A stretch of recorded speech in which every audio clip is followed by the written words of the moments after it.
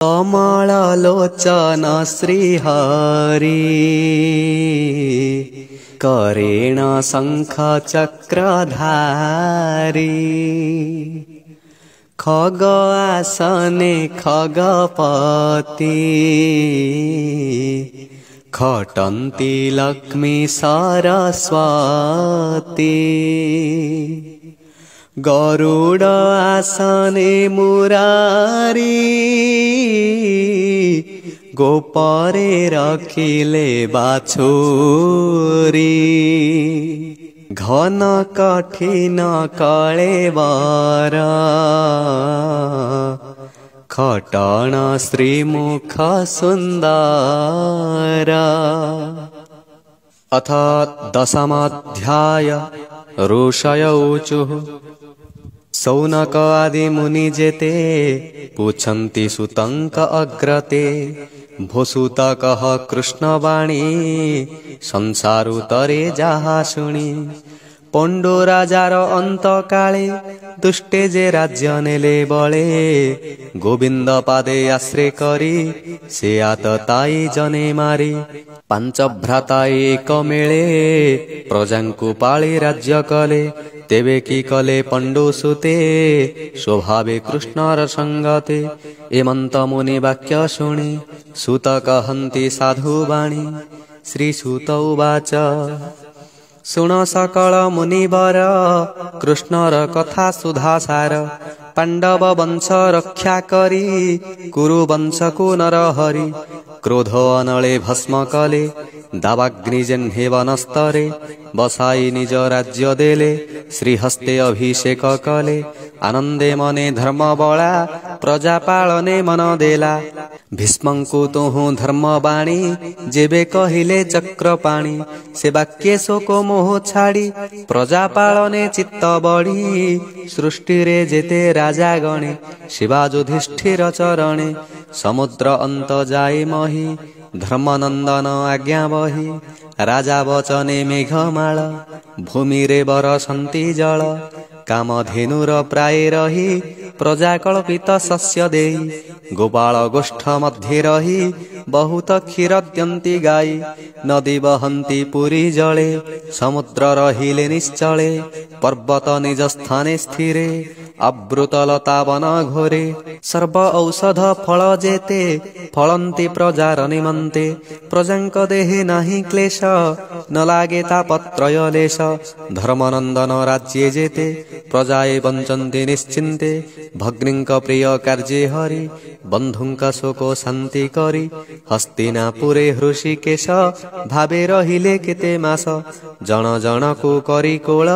सुहृद प्रेम वाक्ये भोल युधिष्ठिरादि बंधुगणे मेलाणी मागी ततक्षणे द्वारका गमन मानसे रथे बसिले हृषिकेशे कृष्ण विच्छेद मने भाली क्रंदन कले बंधु मिली कृष्णा सुभद्रा कुंती सुते राजाए आसीथिले जेते गांधारी धृतराष्ट्र तुले कृष्णर चरणे मिलिले धौम्य सहित भीम गला उत्तरा नारी संगे थिला हरिंकु न मिले अंतरे प्रवेश हेले अंतपुरे कृष्ण विच्छेद मन छिन्ने गले जे जाहार भुवने कृष्णर भाव चित्ते बढ़ी सुसंग के पारिब छाड़ी जहार जस गुण करने निरते भावुथंती मने न देखी जार पद्ममुख काहू लभिबे मने सुख नित्य करन्ति दर्शन स्नेहरे करी आलिंगन कृष्णं को कहन्ति वचन पाशोरी शयन भोजन चक्षु बुझिले भाव भरे रोम पुलक अभ्यंतरे लोचनु बहे अश्रुबारी विच्छेदे तनु लता घारी चाहन्ति अट्टाली आरोही द्वारिका गले भावग्राही आंभर सुखलेश नाही कहन्ति एकुआरे चाही मृदंग संगतरे वीणा घंटा दुंदुभि निर्घोषणा से कुरु राज्ये जेते नारी कृष्ण विजोगे तनु घारी थिले जे अट्टाली आरोही पुष्ण तोलन्ति कृष्ण चाही कृष्णर पाट छत्र श्वेत रत्न कांचने सुगठित आनंदे घेनी मन तोषे अर्जुन गोविंदर पाशे वाम दक्षिण पाशे टेकी हरसे उद्धव सात्यकी ଚାମର ବେନି ହସ୍ତେ ବିଞ୍ଚି କିଏ କର୍ପୂର ଧୂଳି ସିଞ୍ଚି ଦେବେ କୁସୁମ ବରସନ୍ତି ମାର୍ଗେ ଶୋଭିତ ଯଦୁପତି ବ୍ରାହ୍ମଣ ମିଳି କୃଷ୍ଣ ଆଗେ ସୁସ୍ୱରେ ଶ୍ୟାମ ଗାନ ରାଗେ ଆଶୀର୍ବଚନେ ବେଦବାଣୀ ବିଜୟା ଦେଖି ଚକ୍ରପାଣି ନିର୍ଗୁଣ ଗୁଣ ଯାର ଦେହି ବ୍ରହ୍ମସ୍ୱରୂପାକ୍ଷର ହୋଇ ବିଦ୍ୟା ସମ୍ପଦ ଅନ୍ୟେ ଅନ୍ୟେ ଆଶିଷ ଦେଲେ ତୋଷ ମାନେ କୌରବପୁର ନାରୀଙ୍କର ସକଳ ସମ୍ପଦ ସୁନ୍ଦର ଯେ ହରି ପୁରୁଷ ପୁରାଣ ଆତ୍ମାକୁ ଆପଣି ନିର୍ମାଣ ହରି ସକଳ ଦେହେ ବସେ ଅଶେଷ ଦେହେ ଏକ ଶେଷେ ଗୁଣ ଅଗ୍ରତେ ଏ ଜଗତ ମାୟାରେ କରେ ଆତଜାତ ଆତ୍ମାରେ ଆତ୍ମା ରୂପେ ବହେ ସକଳ ଶକ୍ତି ଘେନି ଦେହେ ଦିବସ ଅନ୍ତେ ପ୍ରାଣୀ ଦେହେ ନିଦ୍ରା ଯେ ଶନେ ସର୍ବମୋହେ ପୁଣି ଉଠନ୍ତି ରାତ୍ରି ଅନ୍ତେ ବିଷୟ ଧ୍ୟାନ ଅବିରତେ ଯାହାର ନିଜ ବୀର୍ଯ୍ୟ ବଳେ ପ୍ରକୃତି ସର୍ଜଇ ଶୟଳେ ଜୀବର ସଙ୍ଗେ ସଙ୍ଗ କରି ବିହରେ ନାନା ରୂପ ଧରି ଏମନ୍ତେ ସରଜି ଜଗତ ସର୍ବକର ଆତ ଜାତ ଯାହାର ପାଦେ ଆଶ୍ରୟ କରି ସଂଯତେନ୍ଦ୍ରିୟ ବ୍ରହ୍ମଚାରୀ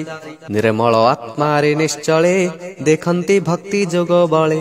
ତାହାଙ୍କ ଅନ୍ତେ ପ୍ରକାଶଇ ସକଳ କଳମ ସନାଶଇ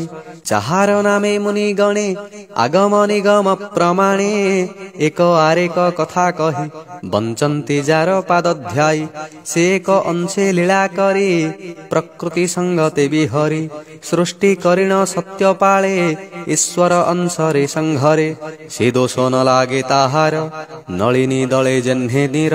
ଦୁଷ୍ଟ କ୍ଷତ୍ରିଏ ଯେତେବେଳେ ଅଧର୍ମେ ବଞ୍ଚନ୍ତି ଶୟଳେ ସେ ହରି ସତ୍ୟ ଗୁଣ ଧରି ତାଙ୍କୁ ନାଶଇ ଅବତରି